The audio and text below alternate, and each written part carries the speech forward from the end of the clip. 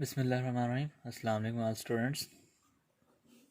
आज का जो हमारा टॉपिक ऑफ डिस्कशन है केमिस्ट्री 10th क्लास का एटमॉस्फेयर चैप्टर का टॉपिक है लेयर्स ऑफ एटमॉस्फेयर।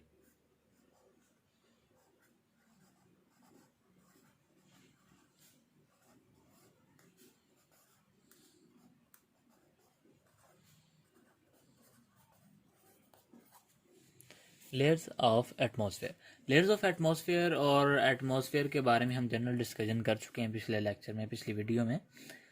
इस बार जो हमने डिस्कस करना है वो उन लेयर्स को डिटेल में डिस्कस करना है। हमने पढ़ा था कि एटमॉस्फेयर की टोटल 4 लेयर्स होती हैं। पहली लेयर है ट्रोपोस्फेयर, दूसरी लेयर है stratosphere,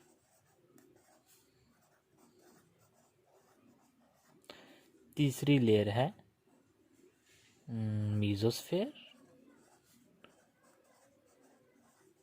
and fourth layer is thermosphere. ये 4 लेयर्स हैं एटमॉस्फेयर की। हमारी बुक में 10th क्लास में सिर्फ 2 लेयर्स ट्रोपोस्फेयर और स्ट्रेटोस्फेयर को एक्सप्लेन किया, लिहाजा हम अपनी बात इन लेयर्स तक रखेंगे। कि सबसे पहले आज हम बात करने वाले हैं ट्रोपोस्फेयर के बारे में।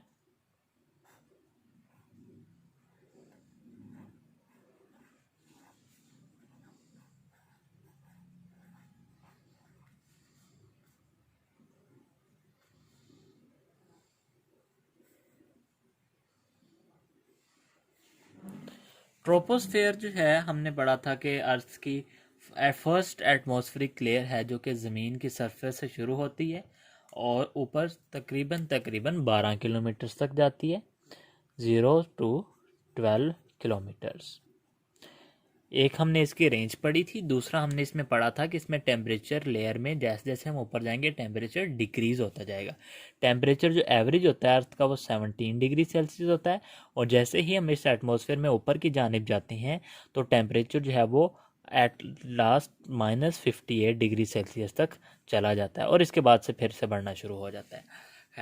इसमें टेम्परेचर जो है, सबसे पहले तो हम इस लेयर के बारे में पढ़ेंगे कि इसमें होता क्या है। बेटा जो ट्रोपोस्फेयर के मेन कंस्टिट्यूएंट है ना, मेन कंस्टिट्यूएंट जो है ट्रोपोस्फेयर का मेन कंस्टिट्यूएंट है ट्रोपोस्फेयर का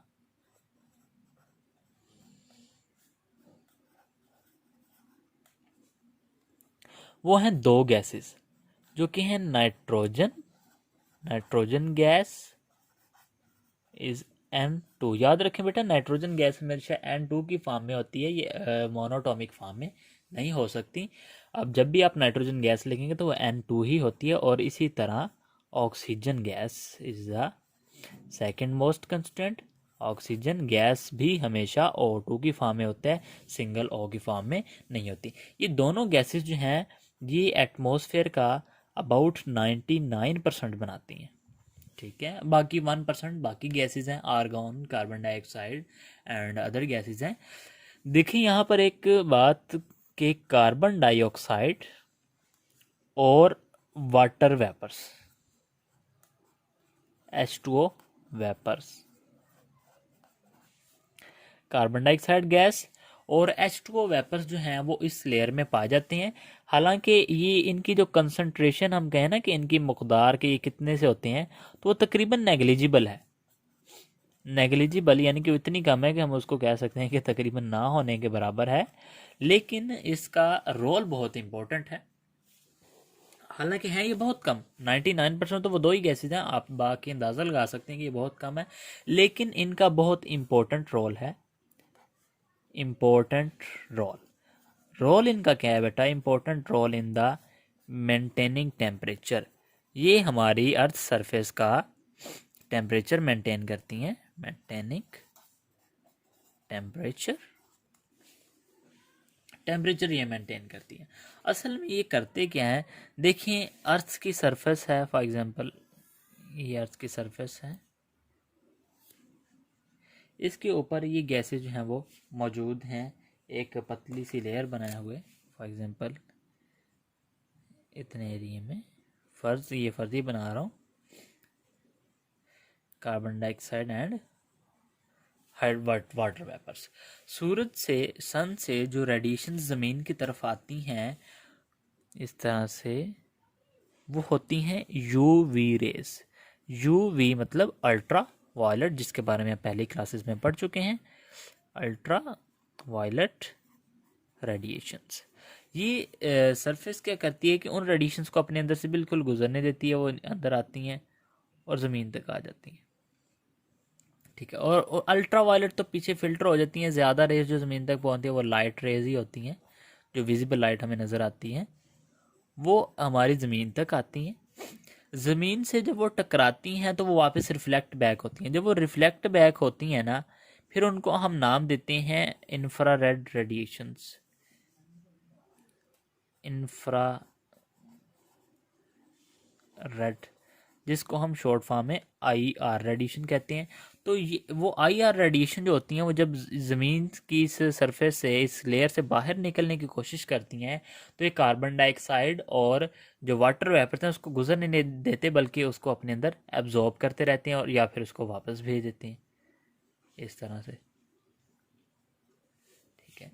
यानी कि ये जो इस तरह से क्या करते हैं कि जो हीट रेज होती हैं ऊपर से जो आ रही होती हैं वो लाइट रेज हैं, और यहाँ से जो रिफ्लेक्ट हो बैक होके जा रही थी वो थी असल में हीट रेज। तो आपने देखा कि इन्होंने क्या किया है कि जो हीट रेज थी उनको ज़मीन के एटमॉस्फेयर में, अर्थ के एटमॉस्फेयर में ट्रैप कर लिया, उसको फंसा लिया। अच्छा, फिर आगे क्या होगा? तो अब जब कार्बन डाइऑक्साइड और वाटर वेपर जो हैं वो उन रेडिएशंस को ट्रैप कर चुकी हैं, तो वो क्या करते हैं, warms the earth's atmosphere, warms earth's atmosphere. Earth atmosphere को वार्म करते हैं किस तरह से कि इन रेडिएशंस में हीट होती है, जब वो हीट को वापस रोक लेते हैं तो हीट जो है एटमॉस्फेयर में रह जाती है, ठीक है, जिसकी वजह से हमारे एटमॉस्फेयर में टेम्परेचर होता है और हमारा एटमॉस्फेयर गर्म रहता है। अगर ये गैसेस ना हो तो वो जो सूरज से आने वाली हीट है वो सारी रिफ्लेक्ट बैक होकर स्पेस में चली जाए और ज़मीन ठंडी की ठंडी रह जाए। इस तरह से तो हर चीज़ ज़मीन पर फ्रीज हो जाएगी। लिहाजा इनका बहुत इंपॉर्टेंट रोल हमने इसलिए कहा था, इम्पोर्टेंट रोल है कि ये अर्थ के एटमॉस्फेयर को वार्म रखते हैं। अब देखिए होता क्या है कि जैसे जैसे हम ज़मीन से अपवर्ड मूव करते हैं, as we move upward, as we move upward, जैसे हम ज़मीन की सरफेस से ऊपर की जाने मूव करते हैं, हमें पता है कि concentration of these gases decrease, इनकी कंसंट्रेशन कम हो जाती है। इसकी वजह मैंने पिछली वीडियो में बताई थी कि ग्रेविटी जैसे जैसे उसका असर कम होता है तो इनकी डेंसिटी भी कम हो जाती है। तो हम कह सकते हैं कि कंसंट्रेशन डिक्रीज, कंसंट्रेशन डिक्रीज होगी तो जाहिर सी बात है गैसेस कम हो जाएंगी, और जब ये गैसेस कम है तो इतना अर्थ को वार्म ही नहीं रख सकेंगे, लिहाजा टेम्परेचर जो है वो also decreases, temperature also decreases. और टेम्परेचर डिक्रीज का एक लिमिट है कि टेम्परेचर जो है वो 6 डिग्री सेल्सियस पर किलोमीटर, यानी कि हर किलोमीटर बाद जो है वो टेम्परेचर 6 डिग्री सेल्सियस कम होगा। फॉर एग्जांपल कि एक जगह पर टेम्परेचर है ना, फॉर एग्जांपल ज़मीन से 3 किलोमीटर ऊपर की अगर हम बात करें, 3 किलोमीटर ऊपर टेम्परेचर है फ़र्ज़ करें 10 डिग्री सेल्सियस, 10 डिग्री सेल्सियस। तो 3 से जब हम ऊपर जाके तकरीबन 4 किलोमीटर ऊपर जाएंगे ना, यानी 1 किलोमीटर बढ़ने से टेम्परेचर जो है वो 6 किलोमीटर कम हो जाएगा, यानी 10 था तो 10 से 6 डिग्री सेल्सियस कम होके 4 डिग्री सेल्सियस रह जाएगा, ठीक है। फिर हम मज़ीद 1 किलोमीटर ऊपर जाते हैं, यानी हम 5 किलोमीटर अगर ज़मीन की सरफेस से ऊपर जाते हैं तो इस 4 से 6 डिग्री सेल्सियस कम होकर -2 डिग्री सेल्सियस हो जाएगा। इस तरह से जैसे जैसे हम ज़मीन से अपवर्ड मूव करते हैं तो temperature changes at the rate of 6 degree Celsius per kilometre. इस तरह से यही वजह है कि temperature decreases upward in the atmosphere. यहाँ पर एक शॉर्ट क्वेश्चन बन सकता है कि why temperature decreases upward in the troposphere. तो उसकी वजह ये होती है कि concentration of carbon dioxide and water vapour decreases, that's why temperature of earth या temperature of atmosphere decreases as we move upward. तो ये जनरल इंट्रोडक्शन था स्ट्रेटोस्फेयर के बारे में।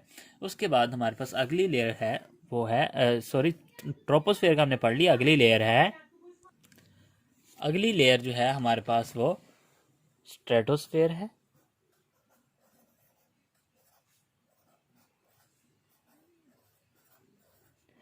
स्ट्रेटोस्फेयर के बारे में भी जो हमने जनरल इंट्रोडक्शन पढ़ा था पिछले वीडियो में, पिछले लेक्चर में, उसमें इसकी पहली जो रेंज पड़ी थी कि 12 किलोमीटर से ये शुरू होती है, यानी जहाँ पर ट्रोपोस्फेयर खत्म होती है वहाँ पर स्ट्रेटोस्फेयर शुरू हो जाती है, और यह जाती है तकरीबन 50 किलोमीटर तक यही रीजन रहती है। और इसमें हमने पढ़ा था कि टेम्परेचर इंक्रीज होता है।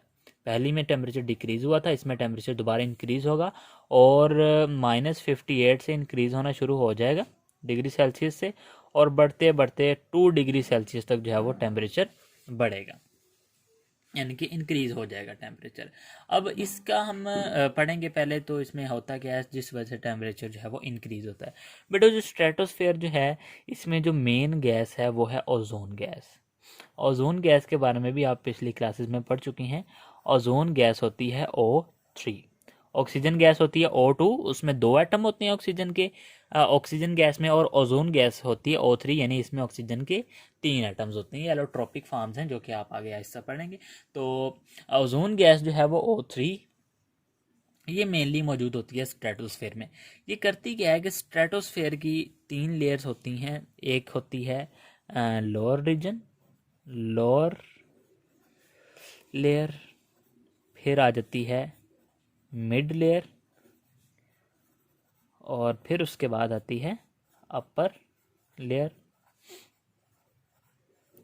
असल में लोअर लेयर में ज़्यादा ओजोन गैस मौजूद नहीं होती, ओजोन गैस ज़्यादा मिड लेयर में मौजूद होती है। वो किस तरह से? बेटा असल में जो सबसे अपर लेयर होती है ना, अपर लेयर में क्या होता है कि ओजोन गैस मौजूद होती है। हमने पढ़ा था पिछली क्लासेस में कि ओजोन गैस क्या करती है, प्रोटेक्ट्स अस, प्रोटेक्ट अर्थ, ये ज़मीन को प्रोटेक्ट करती है किससे? From UV rares, ultraviolet radiation से ये हमारी अर्थ को प्रोटेक्ट करती है। हम बातें पढ़ चुके हैं, तो वही हम अब बात करने लगे कि किस तरह से प्रोटेक्ट करती है। तो किस तरह से प्रोटेक्ट करती है? असल में ओजोन गैस मौजूद होती है अपर लेयर में। अल्ट्रावायलेट रेडिएशंस आती हैं, उनकी हाई एनर्जी को ये एब्जॉर्ब करके टूट जाती है, टूट के ये बना देती है O2 ऑक्सीजन गैस, और ये सिंगल O, ये हमारे पास है मोनो एटॉमिक ऑक्सीजन। मोनो कहते हैं एक को, एटॉमिक एक एटम वाला ये हमारे पास ऑक्सीजन है, ठीक है। और ये जो है ये डाइएटॉमिक ऑक्सीजन यानी ऑक्सीजन गैस है। अपर लेयर में होता है ये काम। उसके बाद क्या होती हैं कि ये गैसेस आ जाती हैं मिडल लेयर में। मिड लेयर में क्या होता है कि यहाँ पर अल्ट्रावायलेट रेडिएशन बहुत कम पहुँचती हैं, क्योंकि सारी अल्ट्रावायलेट रेडिएशन तो ओजोन ने ऊपर एब्जॉर्ब करके खुद को डिस्ट्रॉय कर लिया। अब निचली रीजन में ये दोनों गैसेस दोबारा मिल जाती हैं, O2 और मोनोटॉमिक ऑक्सीजन, ये दोबारा मिलकर क्या बना देती हैं? ओजोन बना देती हैं। अब देखें कि अपर लेयर में ओजोन जो थी वो तो टूटती रही, लेकिन मिड लेयर में आके ओजोन बनती जा रही है। ऊपर लेयर में ओजोन थी, लेकिन उसको बार बार अल्ट्रावायलेट रेडिएशन आती हैं, वो टूटती रहती है।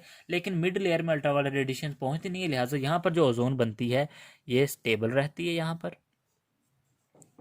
इसलिए हम कहते हैं कि असल में ओजोन जो है वो मिड लेयर में मौजूद होती है। अपर लेयर, लोअर लेयर में तो बहुत ही कम होती है, और अपर लेयर में उससे भी कम होती है। असल में ओजोन जो है वो ज़्यादा मिडल लेयर में मौजूद होती है।